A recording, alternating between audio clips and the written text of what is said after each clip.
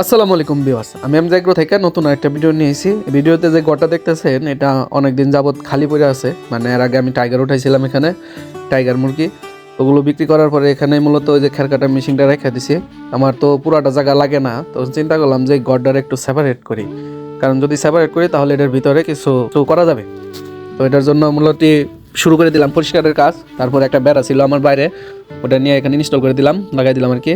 এখন বেড়া টেড়া লাগাইতেছি। আসলে এই ঘরটা পার্টিশন করার একটা কারণ হলো যে সামনে যেহেতু রমজান আসতেছে, যদি কিছু মুরগি টুরগি স্টক করে রাখা যায় আর কি। কারণ যেহেতু আমি ব্রয়লার মুরগি বিক্রি করি দোকানে, তো বেশি পরিমাণে মুরগি নিয়ে সেখানে রাখা, তারপরে ওখানে সেল দেওয়ার জন্য মূলত ঘরটা তৈরি করা।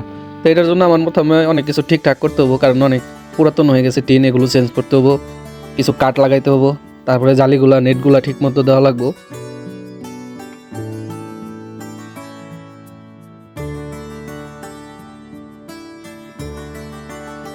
তো আমরা নেটগুলা কমপ্লিট করে লাগাইলাম, নেট এবং ওই নতুন কাঠ আর ওই টিন সবগুলো সুন্দর করে লাগাই আমরা হাতুর দিয়ে নোয়া লাগাই দিলাম। আবার নিচ দিয়ে একটু বানও দিয়ে দিলাম, কি লেগা নিচ দিয়ে বান না দিলে এই জিনিসটা আটকে থাকবো না।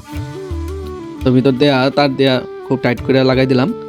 এখন আমরা মানে যাদের স্বল্প পরিসরে কিছু জায়গা আছে, সবার কাছে মানে যারা যুবক আছে তাদের কাছে একটা অনুরোধ থাকবো যে কোনো জায়গায় স্বল্প পরিমাণে হোক বেশি পরিমাণে হোক, কোনো জায়গায় খালি রাখার চেষ্টা করবেন না। নিজে যদি করতে পারেন যেটা করবেন ওটাতেই কম আর বেশি কিছু না কিছু প্রফিট আসবে। তো আমি এই পাশের এক পাশের বেড়া দিছি টিন দিয়ে, আরেক পাশের বেড়া দিতেছি আপনার এই কাগজের একটা বেড়া ছিল, এটার মোটামুটি একটু তাতিপ কইরা মাপ দিয়ে কাইটা কুইটা এটার একটা ব্যবস্থা করতেছি। আর সাইডে আরেকটা নেট আছে, ওই নেটটাও আমরা এটাতে লাগাই দেবো। আর আপনারা যদি স্বল্প পরিসরে মুরগি পালন করতে চান, একটা লামসাম হিসাব যদি আপনি 100 লেয়ার মুরগি পালন করেন, আপনার মাসে প্রায় 14,000 টাকা ইনকাম করতে পারবেন সেখান থেকে।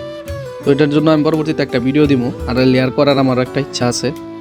মোটামুটি ঘরে কাজ শেষ। তো আজকে এই পর্যন্তই, দেখা হবে অন্য কোনো ভিডিওতে। সবাই ভালো থাকবেন, সুস্থ থাকবেন, আল্লাহ হাফেজ।